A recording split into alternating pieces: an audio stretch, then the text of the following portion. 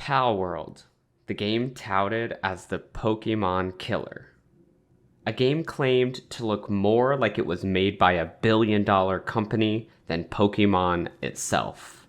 Well, just what is it?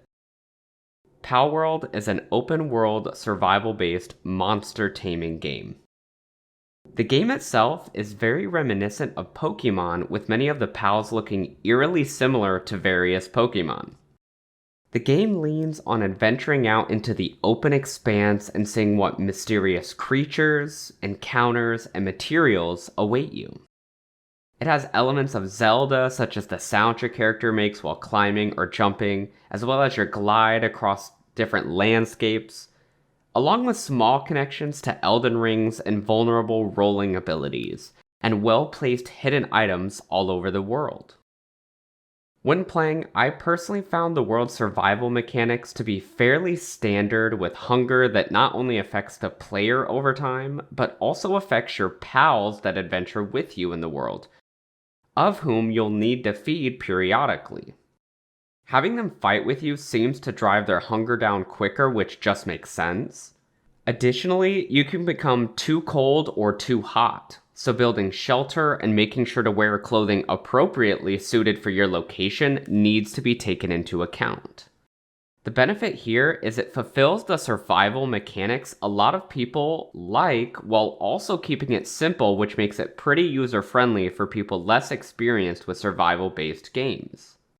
There also doesn't appear to be any sort of fatigue system, which in the context of this game makes sense to me. You also have to maintain your tools and armor because they degrade over time, eventually needing repairs. This is somewhat helped by just getting better gear, which degrades slower, and it's definitely something that keeps you coming back to your base to do different things. I personally found it a lot of fun to adventure around with my pals. I would head out and catch new ones, something that was usually pretty satisfying. Also, the mechanics for doing this were fairly simple and self-explanatory. You damage the pals as low as possible without knocking them unconscious, and throw a capture device at them, which has a certain % chance to capture them. This is further explained with the specific chance you have at catching them showing on your screen, and the ability to improve your catching abilities with specific items to be shown at the shrines located around the world. In the event you knock a pal unconscious, you can butcher them for food. PETA, don't come at me. The tie-in with gathering different materials and items, along with knocking some pals unconscious, added room for varied goals while exploring. Sometimes I wanted to gather more ore or stone to improve my base, something we'll talk a little bit about later. While other times I was trying to capture different pals to see what abilities they have and if they might be an upgrade for my team. Capturing more pals was further incentivized, as it's a great and easy source of experience to level your own character up along with your pals that are traveling with you. Sometimes I would capture new pals so that I could have certain needs within my camp taken care of. It always left me with something interesting to do. For the base building mechanics, I would say it was definitely fun and interesting. The building was fairly well done and reminded me of Valheim in some aspects. The art design for the different constructible objects wasn't necessarily spectacular, but looked good enough and fit the general art style found within the rest of the game. Something I found to be fun was that you need to have certain requirements met to upgrade your base. What this does is allows you more slots for your pals to help pitch in and maintain your camp. It also allows you to create multiple bases so that you aren't confined to one location for your base and can have different focuses for different bases, i.e. one base for building all of your items and materials, with another base focused on gathering these materials such as wood, stone, iron, etc. The thing that elevated the base building mechanics for me was being able to find utility from the different pals.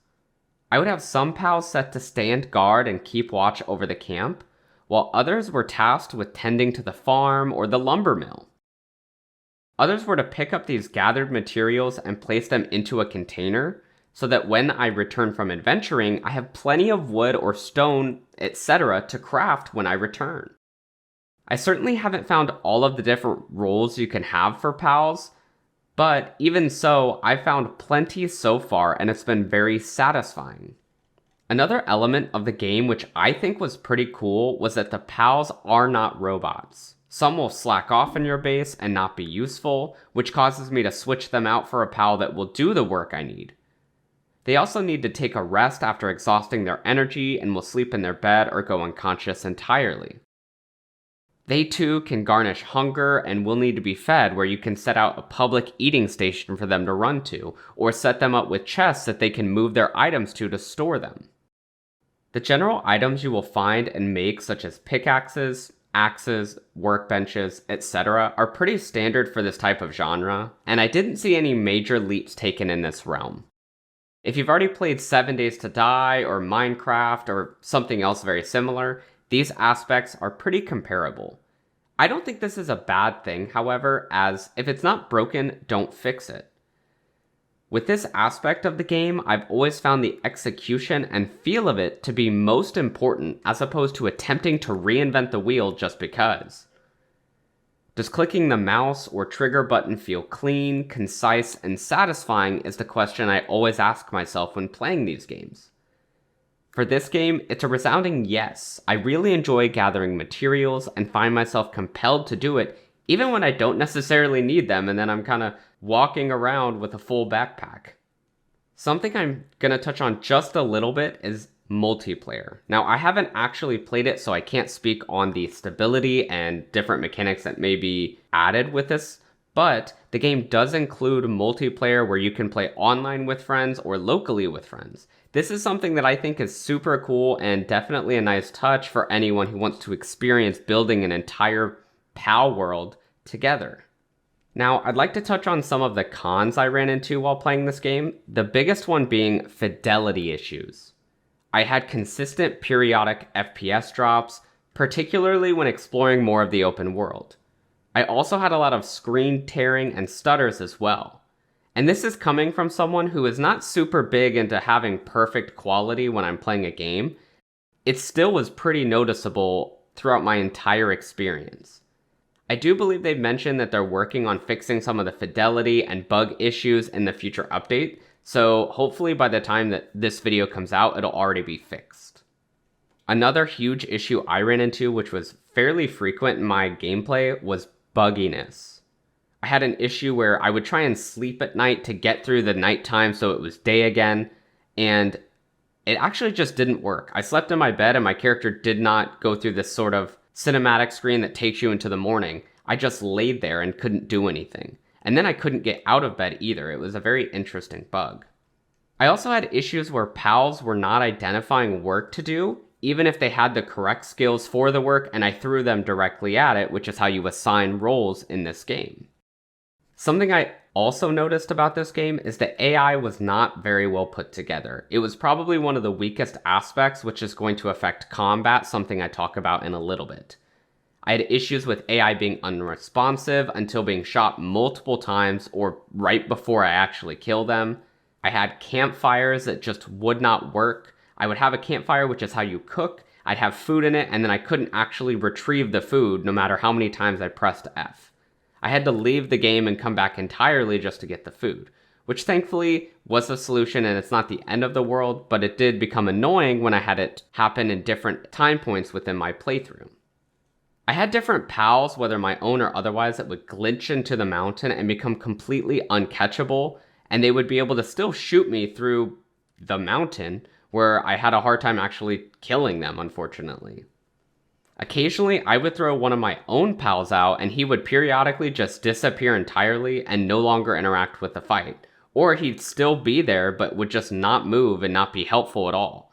I would then need to recall them and send him back out in the middle of fighting to have him continue helping, which was a big nuisance. Touching on combat, I did find it very janky at times, where even after a pal was dead or in a capture device, they would still be able to attack me a full second or so later, which just did not feel fair or intended. Maybe it's a skill issue, but shooting enemies often misses them, even when it appears to go right through them. I don't know if their textures are actually smaller than what it looks like, or their hitbox is actually smaller than their textures by a large margin, but there were many times where the balls would just fly directly through them and not catch them at all. For these reasons, particularly the AI not being super well crafted, I did find the combat portion to be the least interesting by far. Maybe it gets better later in the game, as I'm not near the end game at all, but my player attacking wasn't very exciting. I did, however, enjoy using my pals to fight when they worked. The last thing about this game is I would like to see a little bit more added to its identity. I do see that it has the identity of sort of like a satirical take on Pokemon, which I think it does well, and I think is very entertaining. I do, however, think it would be further advanced for it to take its own identity outside of just being satirical to build upon the game itself. I don't know if they intended to be as successful as they were, which is probably why the scope of just being satirical would have sufficed. However, with over 19 million people have played and bought this game, I would like to see a further advancement, as I know that they're continually working on the game. Overall, I really enjoyed this game. It was well crafted, well put together, and very entertaining. It had a lot of little hints and jabs at other games and connections to other games and spins on the way that they had done it previously in those games. Something for me that I noticed, not even playing all of the games it seemed to have connections to. I would like to see more, and I'm very excited to see the game advance. For those of you who have tried it out, leave a comment below and let me know if this was your experience as well and what you thought of the game. I do hope you all enjoyed the video, and if you did, leave a like, consider subscribing, and stay safe out there.